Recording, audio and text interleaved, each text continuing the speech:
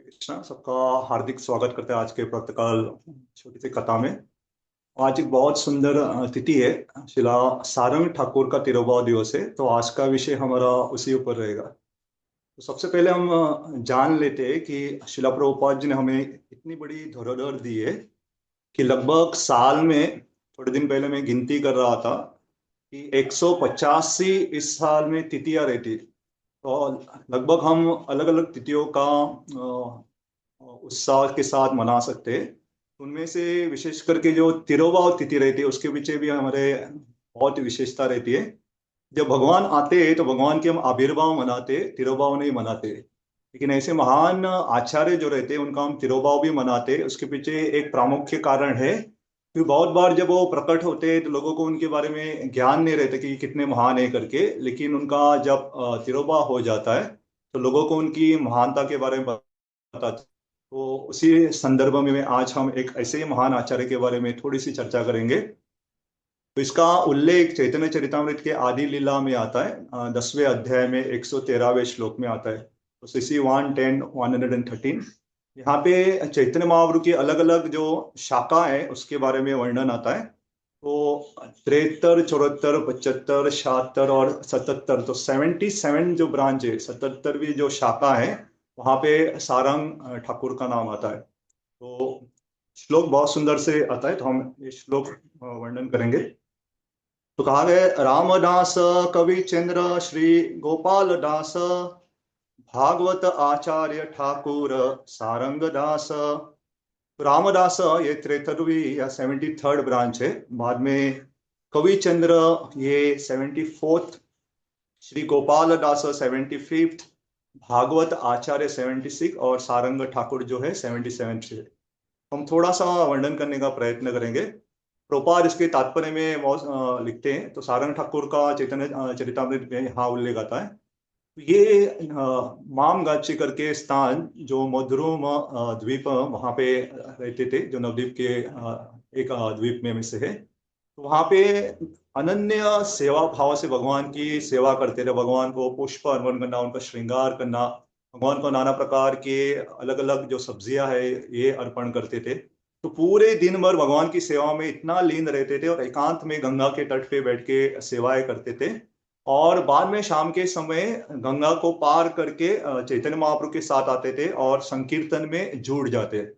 ये भी खास करके गृहस्थ भक्तों के लिए बहुत बड़ा उदाहरण है कि कैसे वो सुबह से लेके अपनी साधना में लगे रहते थे और शाम के समय या शाम को आके वो सत्संग में भाग लेते थे, संकीर्तन आंदोलन में भाग लेते थे। उनकी सेवा या उनकी जो साधना इतनी तीव्र थी, उसके बारे में हम थोड़ी देखेंगे। तो ऐसा उल्लेख किया था, चैतन्य महाप्रभु उनसे बहुत प्रसन्न थे और बहुत बार उनसे याचना करते थे कि अभी आप क्या करो, आप शिष्य स्वीकार करो और प्रचार कार्य में मदद करो।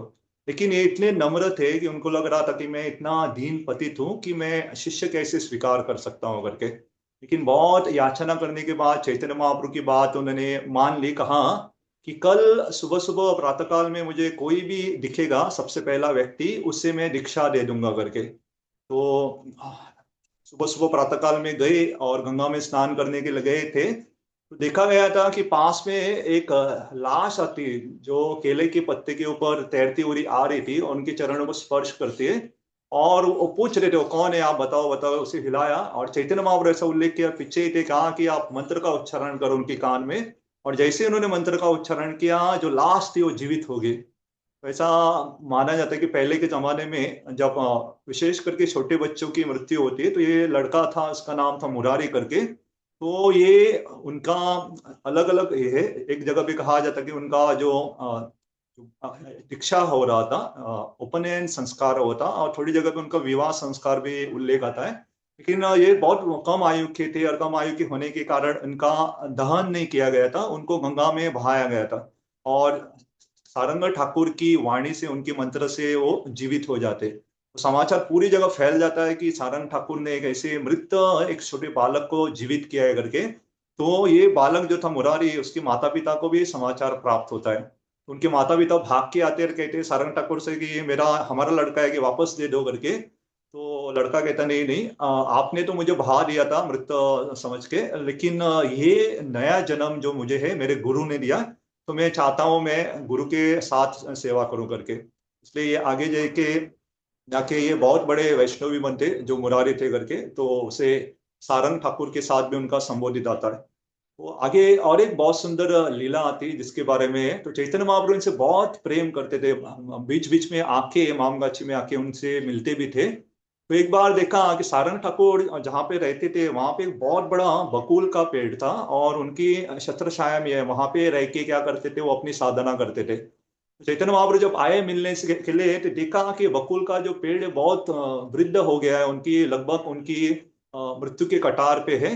तो उन्होंने पूछा सारंग ठाकुर से कि इसके लिए आप क्या करोगे करके। तो सारंग ठाकुर मुस्कुराने लगे कि जिसके ऊपर आपकी कृपा है उसका तो बेड़ा या उसका तो उद्धार होने ही वाला है। तो चैतन्य महाप्रभु उनकी श्रद्धा से बहुत प्रसन्न हो जाते और तुरंत आके वो बकुल पेड़ को आलिंगन करते, और जैसे ही चैतन्य महाप्रभु ने बकुल पेड़ को आलिंगन किया तो सारी उनकी जो शाखा झड़ रही थी इत्यादि पूरे नए पत्ते आने लगे, और पुनः जो पेड़ था पुनर्जागृत हो गया। तो ऐसा माना जाए तो वो पेड़ आज भी है।